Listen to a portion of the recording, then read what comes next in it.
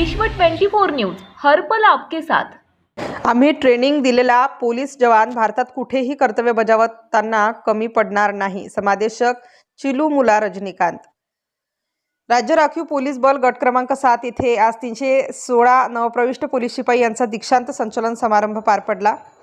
नवप्रविष्ट police शिपाई गट क्रमांक 7 यांना समादेशक चिलुमुला रजनीकांत यांनी शपथ दिली। यावेळी समादेशक रजनीकांत म्हणाले की आम्ही गट क्रमांक 7 येथे प्रथमच 316 नवप्रविष्ट पोलीस शिपाई यांचा 9 महिन्याचे प्रशिक्षण दिले असून आमचा प्रशिक्षण दिलेला पोलीस जवान हा भारतात कुठेही नोकरीसाठी किंवा कर्तव्य बजावताना कमी पडणार नाही असा ठाम विश्वास यावेळी त्यांनी व्यक्त केला।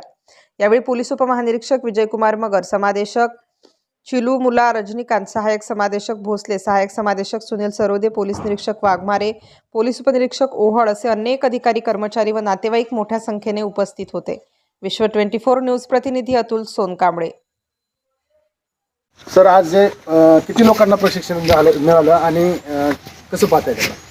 आज आमच्या राज्य राखीव पोलीस बल गट क्रमांक 7 मध्ये पूर्ण महाराष्ट्राचे जे राज्य राखीव पोलीस बल गट आहे त्यांचे टोटल 316 लोक प्रशिक्षणार्थी 9 महिन्यासाठी आमच्याकडे ट्रेनिंगसाठी आले होते आणि आज त्यांचं पासिंग आउट परेड होतं। त्यासाठी आम्हाला माननीय उपमहानिरीक्षक राज्य राखीव पोलीस बल परिक्षेत्र पुणे श्री मगर सर इकडे आलेले, त्यांचे पण मार्गदर्शन आम्हाला लाभलेले आणि बरेच पालक उपस्थित दौंडचे नागरिक बाकी सर्व लोकांनी इकडे येऊन आम्हाला खूप सहकार्य केलेलं आहे। त्यासाठी आम्हाला पण पहिल्यांदाच आमच्या गटात मूलभूत प्रशिक्षण चालू होतं, तर सर्वांना खूप खूप धन्यवाद सांगतो आणि आम्हाला पण खूप आनंद वाटला की पहिल्यांदाच माझा पण एक्सपिरियन्समध्ये एक POP आम्ही हे केलेलं आहे। त्यामुळे सर्वांना परत एकदा धन्यवाद सांगतो, थांबतो। जय हिंद। सर, सुरुवातीलाच प्रशिक्षण या गटामध्ये चालू झालं सर, तर काय अनेक अडचणी जाणवल्या का आपल्याला? आमच्या जनरली बाकी जे प्रोबेशनरी PSI असतील किंवा महाराष्ट्र सिक्युरिटी फोर्स हे येत होते, पण पहिल्यांदा आमच्या ट्रेनिंग झाल्यामुळे इकडे नानवीजमध्ये आमचं ट्रेनिंग सेंटर आहे, पण प्रॉब्लेम कसा असतो की तिकडे पण लोक जास्त झाल्यामुळे आम्ही 316 लोकांना आम्ही ट्रेनिंग दिले होते।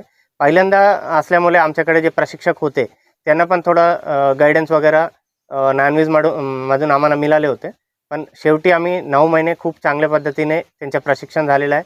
जे नवीन कायदे आहेत म्हणजे आंतरवर्ग बाह्यवर्ग सर्व बरोबर त्यांचं प्रशिक्षण झालं होतं आणि आज रोजी जे POP आम्ही परेड वगैरे पाहिले ते पाहून आम्हाला खरोखरच वाटतं की त्यांचं परफेक्ट ट्रेनिंग झालं होतं। आपण आता जे आपले सगळे पास आउट झालेले विद्यार्थी आहेत त्यांच्यासाठी काय असं संदेश द्याल चांगला?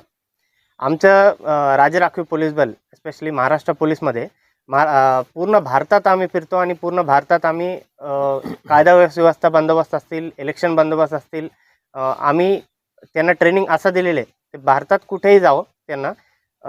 आंतरवर्गामध्ये आम्ही जे लॉ अँड ऑर्डरच्या लॉ क्राईमच्या बद्दल पण सांगतो, बाह्यवर्गाचं जे फिटनेस असतो किंवा त्यांच्या परेड वगैरे डिसिप्लिन वगैरे आम्ही शिकवतो।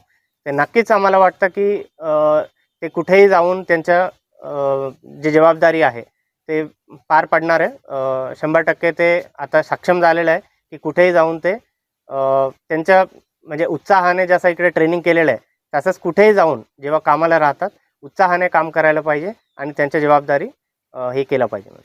सर, भरती होताना हेच विद्यार्थी प्रशिक्षणार्थी असतील किंवा नवीन कॅन्डिडेट असतील तर ते ग्रामीणला किंवा शहराला जास्त प्राधान्य देतात, तर आपल्याकडे यायला थोडंसं त्यांचं ही मनस्थिती नसते, तर त्याच्याबद्दल काय सांगाल? राज्य राखीव पोलीस बल एक असं बल असते, म्हणजे मी पण बाहेर जेव्हा लॉ अँड ऑर्डरमध्ये असतो आम्ही आणि इकडे पाहिलं आम्ही एक फरक आहे की यांच्या फॅमिलीमध्ये यांच्या वेलफेअर असेल आम्ही खूप जास्त जोर देतो इकडे। तर त्यामुळे मी सर्वांना विनंती करतो की ज्यांच्या ठीक आहे ज्यांच्या मानव इच्छाने त्यांना यावं लागते, त्यांना जर इंटरेस्ट आहे की कुठेही भारतात कुठेही महाराष्ट्रात ॲक्च्युअल सिच्युएशनमध्ये जे लॉ अँड ऑर्डर किंवा कठोर परिस्थिती असतात त्यामध्ये जर त्यांना काम करायचं असेल, द सेम टाईम त्यांना एक म्हणजे फोर्स म्हणून जेव्हा म्हणतो आपण एक फॅमिलीसारखं असतो, म्हणजे जिल्हा पोलीस असेल, सिटीमधला पोलीस असेल, त्यांच्या जे कामाला ते खूप बिझी असतात, पण इकडे तुम्ही जर पाहिले एक फॅमिलीसारखंच आम्ही सर्वांनी त्यांच्या फॅमिलीज पण सोबतच राहतात स्क्वार्टरमध्ये। तर 100% आपण सांगू शकतो की जिल्हा पोलीस किंवा सिटी पोलीसपेक्षा थोडं वेगळं आहे, पण तरी असं नाही आहे की ते 100% त्यांच्या मनातून जर काम केले तर सक्सेसफुल होणार. आपल्या आता या गट नंबर 7 मध्ये नवीन जे भरती होणारे आहे, आता नवीन भरती होणाऱ्यामध्ये किती जागा आहेत आणि त्यांच्यासाठी काय आव्हान करणार? टोटल आमच्याकडे गट 7 मध्ये 165 वेकेन्सीज आहे आणि त्यासाठी त्यांच्या भरती होणार आहे, म्हणजे जे प्रोसिजर चालू होणार आहे. अजून थोडा टाईम आहे जेव्हा आम्ही डेट देणार आहे. त्यासाठी जे ट्रेनिंग वगैरे त्यांना लागते, म्हणजे जे कॉम्पिटिटिव्ह एक्झाम्स आहे, बाह्यवर्ग पण आहे आणि आंतरवर्ग पण आहे. तर त्यासाठी त्यांना प्रिपरेशन आत्तापासूनच चालू करायला पाहिजे. म्हणजे एवढं कॉम्पिटिशन झालेलं आहे की खरं पाहिलं तर म्हणजे ॲक्च्युअल जे क्वालिफिकेशन आहे यांच्या 12वीचं हे म्हणतो आपण, पण ग्रॅज्युएशन करून डिप्लोमा करून बरेच लोक येत आहेत. तर सर्वांना माझं तर एकच म्हणणं आहे की तुम्ही जेवढं पॉसिबल आहे तुमच्याकडून तसं ट्रेनिंग करायला पाहिजे तुम्ही एक्झामच्या आधीच. आणि इकडे आल्यानंतर तुम्ही तुमचं जर इंटरेस्ट असेल, तुमचं मोटिवेशन असेल, तुमच्या तसंच तुमच्या कष्ट केले असेल, 100% तुम्ही सक्सेसफुल होणार. आणि सर्वांना ऑल द बेस्ट सांग.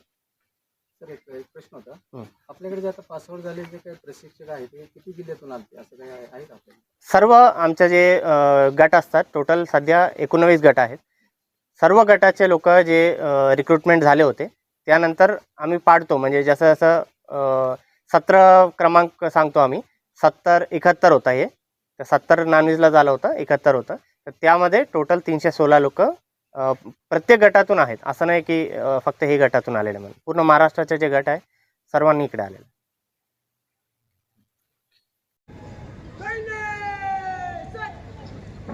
निरोपाच्या प्रसंगी एकाच शहराची मनी फुलही उमलती, नैनी अश्रूही उगलती, तरीही दिव्य द्यावाच लागतो मनोमनी, कारण जावेच लागते एक उंबरठा मुंडुनी, जावेच लागते एक उंबरठा मुंडुनी. तेथुला दूर राहताना 25 कंपन्या या महाराष्ट्रातून इलेक्शन आणि कायदा सुव्यवस्था चांगल्या प्रकारे राखण्यासाठी या ठिकाणाहून रवाना झाल्या होत्या आणि त्या नुकत्याच परत मागे आलेल्या आहेत. विविध ठिकाणचे बंदोबस्त असतील, नक्षल बंदोबस्त असेल किंवा आपल्या राज्यातील शांतता सुव्यवस्था असेल, अशा वेळी सदोदित आमचे जवान सतत विविध ठिकाणी बाहेर असतात आणि त्यांचे कुटुंबीय त्यांना अत्यंत खंबीरपणे साथ देत असतात. या सर्वांचंच मी माझ्या श्री संजयजी भोसले सर यांना त्यांनी आभार प्रदर्शन करावं, ऋणनिर्देश द्यावेत.